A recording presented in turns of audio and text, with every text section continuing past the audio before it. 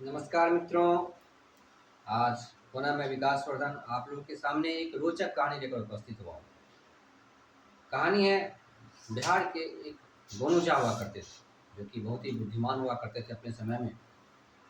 और उनके जीवन से संबंधित कहानी है किस प्रकार से पहले समय के लोग शर्मीले हुआ करते थे और उस कारण से किस प्रकार से उनका जीवन रोचक हुआ करता था। उस रोचकता को लेकर के एक कहानी है उनके जीवन से जुड़ी हुई, वो मैं आप लोगों के साथ साझा करना चाहूँगा। जब गोनू झा की शादी हो गई, शादी होने के बाद उनकी पत्नी मायके चली गई। पत्नी मायके चली गई, हो गई करीब 1-2 महीने। अब उन्हें मिलने की इच्छा हुई कि मुझे अपनी पत्नी से मिलना है। मित्रों से उन्होंने साझा किया कि मुझे अपनी पत्नी से मिलने जाना है ससुराल। मित्रों ने कहा ठीक है जाओ, जाने में कोई बुराई नहीं है, लेकिन वहाँ पे जरा अपना सत्कार ठीक से करवाना। मतलब यह कि अगर कोई खाने के लिए एक बार बोले कि मेहमान जी आइए खाना खा लीजिए, तो तुरंत मत खाने में लग जाना। बोला नहीं नहीं नहीं मुझे भूख नहीं लगी है। जब तक 10-20 बार ना कहे तब तक खाना खाने में हामी मत भर देना। इस प्रकार की ट्रेनिंग दी उनके मित्रों ने। तो इस प्रकार की बात लेकर के, इस प्रकार के प्रशिक्षण के साथ वो पहुंचे ससुराल। रात्रि हो गई पहुंचते पहुंचते। उनकी सासू माँ, उनकी सालियाँ, ससुर जी, सब लोग आए, मेहमान जी आए, सब लोग बहुत खुश थे। आइए मेहमान जी बैठिए, कुर्सी दिया बैठने को, पानी दिया पीने को। फिर बोला मेहमान जी आइए मैं नाश्ता लाता हूँ, नाश्ता कीजिए, खाना खाइए। लेकिन मेहमान जी तो भैया ट्रेनिंग उनकी पड़ी हुई थी मित्रों के द्वारा कि नहीं नहीं नहीं मैं खाना नहीं खाऊंगा, मुझे भूख नहीं है, मैं खाना नहीं खाऊंगा। कुछ बार 2-4 बार उन्होंने कहा, फिर लगा कि उन लोगों की शायद सच में भूख नहीं होगी, तो जिद नहीं करना चाहिए। तो बोला कि मेहमान जी मैं बिस्तर यहीं लगा दूँ, क्योंकि सोने का समय हो गया। तो उन्होंने कहा हाँ ठीक है, बिस्तर लगा दिया। बिस्तर लगा दिया गया, सब लोग सोने चले गए। और मेहमान जी को तो लगी हुई थी सच में भूख। खाना तो उन्होंने मेहमान नवाजी में नहीं खाया कि भाई मेहमान है कैसे एक बार में खाना खा लें। और आए थे साइकिल चलाकर बहुत लंबी दूरी से। पहले तो लोग साइकिल ही हुआ करते थे 8-10 किलोमीटर जाने के लिए। तो साइकिल से आए थे, थके हुए थे, भूख बहुत तेज लगी थी।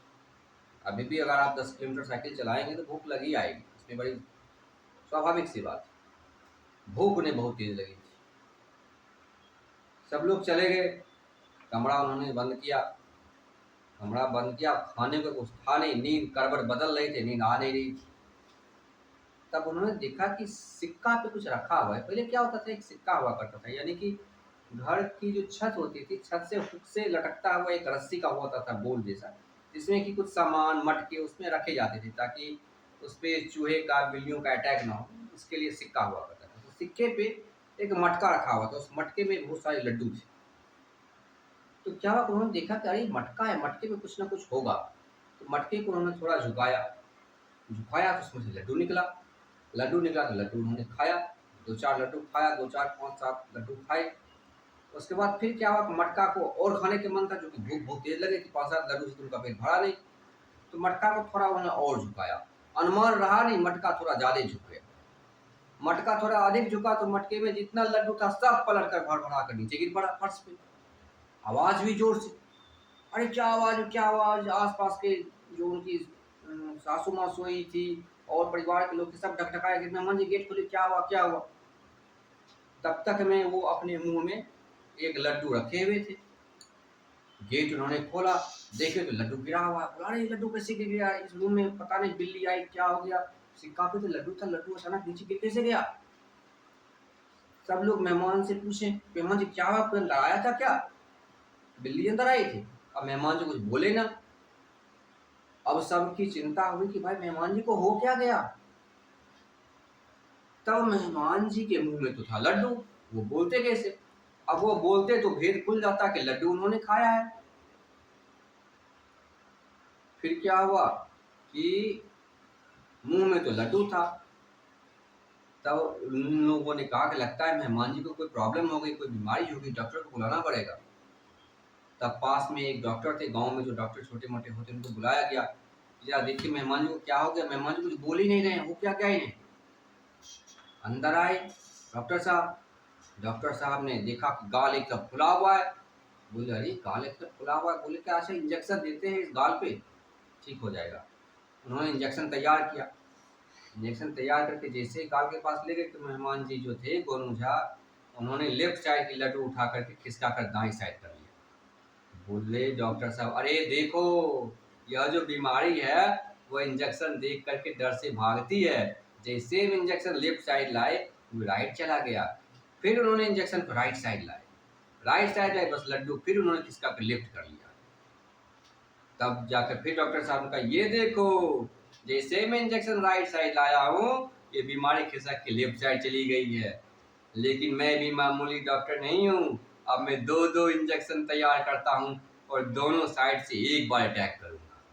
डॉक्टर साहब ने दो दो इंजेक्शन तैयार किए और दोनों साइड से उन्होंने गाल के पास इंजेक्शन ले गए। जैसे इंजेक्शन गाल के पास ले गए गोनू झा बीच से लड्डू तुरंत बाहर निकाल दिए। सब लोग हंसने लगे, अरे मेहमान जी के मुंह में तो लड्डू था, हम सब लोग सोच रहे थे कि नहीं तो कोई समस्या है, कोई बीमारी थी। अरे मेहमान जी भूख लगी थी, उस पर तो कहा होता कि आप खाना खा लीजिए, मैंने तब से कहा था खाना खा लीजिए, आप खाना नहीं खाए, भूख के मारे आपने लड्डू खाया, आइए खाना खा लीजिए।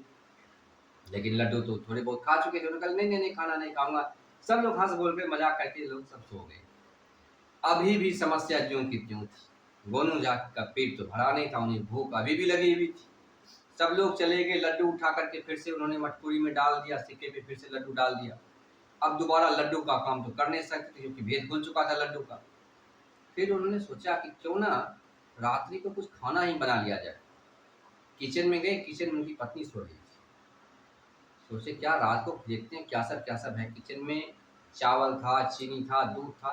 उन्होंने सोचा क्यों ना खीर बना ली जाए, रातों रात खीर बनाकर खीर खा लेते हैं। तब क्या हुआ कि उन्होंने खीर चढ़ाया। खीर चढ़ाया, उनकी पत्नी बगल में सोई हुई थी।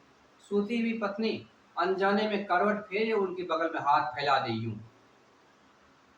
अब गोनू झा बोले अरे ठहरो, खीर बनने तो दो, बनने के पहले खीर कैसे दूंगा मैं। तो उनका हाथ, अपनी पत्नी का हाथ वो मोड़ देते थे। फिर थोड़ी देर खीर चले, फिर उनकी पत्नी अनजाने में सोए में हाथ बगल में फिर लटका दी। फिर बोले अरे रुक जाओ भाग्यवान, खीर बनने तो दो तभी तो मैं तुम्हें खीर दूंगा। फिर वो हाथ मोड़ दे। तीसरी बार फिर थोड़ी देर, अभी तक खीर बना भी नहीं था, फिर से उनकी पत्नी ने हाथ लटका दिया। अब की बार गोनू झा को गुस्सा आ गया। बोला ठहरो, अब की बार मैं तुम्हें खीर दे ही देता हूँ, तुम्हें बात समझ में नहीं आ रही। उन्होंने एक कलछू खीर निकाला, गर्मा गर्म, जो आग पे चढ़ा हुआ ही था, और गर्मा गर्म खीर अपनी पत्नी की हथेली पे डाल दिया। डाला कि पत्नी उठी गुस्से में गरम। एक तो खीर की गर्मी, ऊपर से दिमाग की गर्मी। अरे ये क्या कर दिया आपने, क्या हुआ क्या हुआ, मेरा हाथ जल गया। बोला तुम्हें तो खीर मांग रही थी।